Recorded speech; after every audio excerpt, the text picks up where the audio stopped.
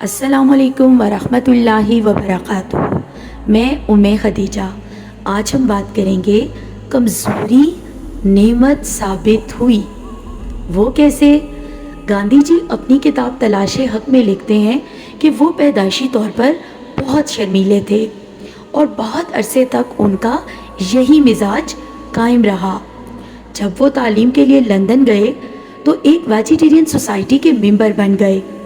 ایک بار انہیں سوسائٹی میں تقریر کرنے کے لیے کہا گیا۔ وہ کھڑے ہوئے مگر کچھ بول نہ سکے۔ شرمیلے پن کی وجہ سے ان کی سمجھ میں ہی نہیں آ رہا تھا کہ وہ اپنے خیالات کا اظہار کس طرح کریں۔ بالآخر وہ شکریہ کے چند کلمات کہہ کر واپس بیٹھ گئے۔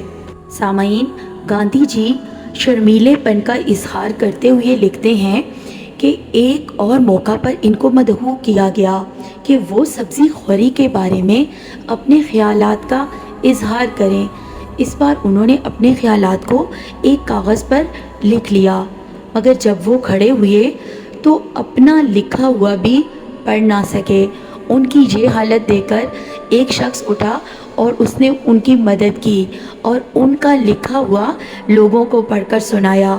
اس کے بعد گاندھی جی نے وکالت کا امتحان پاس کیا اور بمبئی میں پریکٹس شروع کر دی، مگر یہاں بھی ان کا شرمیلا پن ان کے آڑے آ گیا، رکاوٹ بن گیا۔ پہلا کیس لے کر جب وہ جج کے سامنے کھڑے ہوئے تو ان کے دل کی دھڑکن اچانک تیز ہو گئی۔ ان کا دل بیٹھنے لگا اور وہ کچھ بھی نہ بول سکے۔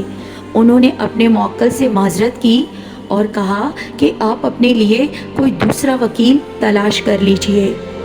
بظاہر یہ باتیں سامعین سب کمی کی ہیں، خامی کی ہیں، مگر گاندھی جی لکھتے ہیں کہ یہ کمیاں بعد کو میرے لیے بہت بڑی نعمت ثابت ہوئیں۔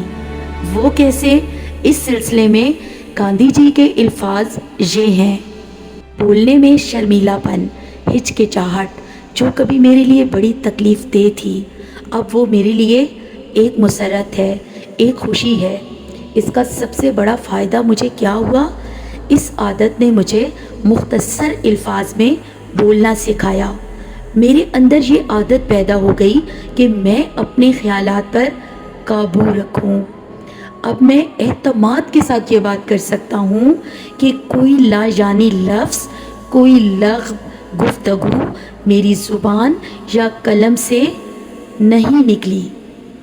گاندھی جی اپنی اس خصوصیت میں بہت مشہور ہیں سامعین کہ وہ بہت سوچی سمجھی، سادہ اور مختصر بات کرتے تھے، مگر سامعین ان کو یہ امتیازی وصف صرف ایک غیر امتیازی وصف کی وجہ سے ملا، اور وہ غیر امتیازی وصف ان کا کیا تھا؟